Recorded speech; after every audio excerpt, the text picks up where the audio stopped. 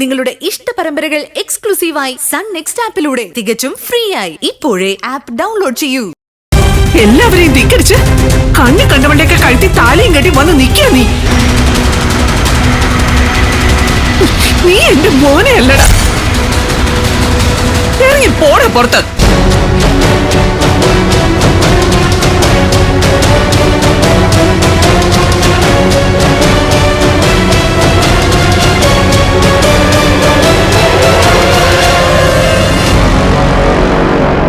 അതെന്താ ഏട്ടത്തി, ഈ നിൽക്കുന്ന പ്രണവിനെ ഏട്ടത്തി 10 മാസം ചുമന്ന് പ്രസവിച്ചതൊന്നും അല്ലേ? ഇവനെ എങ്ങോട്ടാ ഏട്ടത്തി ഇറക്കി വിടാൻ പോകുന്നത്? ഇവിടെ ഓരോരുത്തർക്കും ഈ വീട്ടിൽ എത്രത്തോളം അധികാരം ഉണ്ടോ അത്രത്തോളം അധികാരം പ്രണവിനുണ്ട്. കണക്കൊന്നും പറയണ്ട. അവസരം വരുമ്പോ അധികാരത്തിന്റെ കണക്ക് മാത്രം പറഞ്ഞാ പോരാ, അതുപോലെ തന്നെ കുടുംബത്തോട് കടപ്പാടുണ്ടായിരിക്കണം.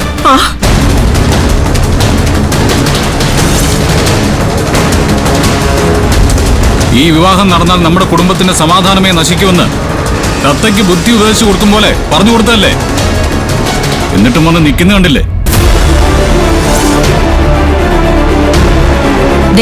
നോക്ക് ഗൗതം, ഒന്നും ആലോചിക്കാതെ നീ ഓരോന്നും പറയരുത്.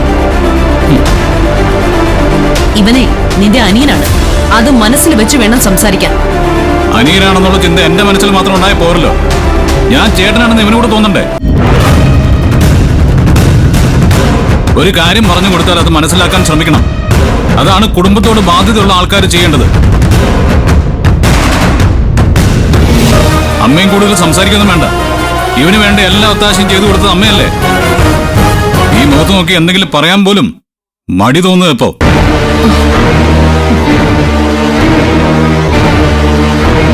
അതെ, ഈ അനിയനോട് ഈ നിൽക്കുന്ന ഏട്ടന് എത്രത്തോളം സ്നേഹമുണ്ടെന്ന് എനിക്ക് നന്നായിട്ട് അറിയാം. പക്ഷേ പ്രണവിനെ ശത്രുക്കളോട് പെരുമാറുന്നത് പോലെ പെരുമാറാൻ പഠിപ്പിച്ചത് ആന്റിയാണ്.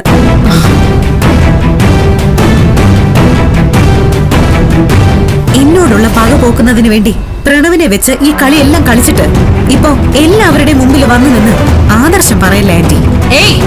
നീ ഇവിടെ നാം ഉയർത്തണ്ട, മനസ്സിലായോ? പ്രണവ് ആരെ വിവാഹം കഴിക്കണമെന്നും വിവാഹം കഴിക്കാൻ പാടില്ലെന്നും തീരുമാനിക്കുന്നത് നീയല്ല. നീ എങ്ങനെ ഈശ്വരമംഗലം വീട്ടിലേക്ക് വന്നോ അതുപോലെ തന്നെയാ ശിവാനിയും ഇപ്പൊ വന്നിരിക്കുന്നത്. വസു, നീതി ഈശ്വരമംഗലത്തേക്ക് വലിഞ്ഞു കയറി വന്നവളൊന്നും അല്ല. അവളുടെ കഴുത്തിൽ ഗൗതം താലി കെട്ടിയതേ അവന് ജന്മം നൽകിയ അച്ഛന്റെയും അമ്മയുടെയും അനുവാദത്തോടും ആശീർവാദത്തോടും കൂടി തന്നെയാ.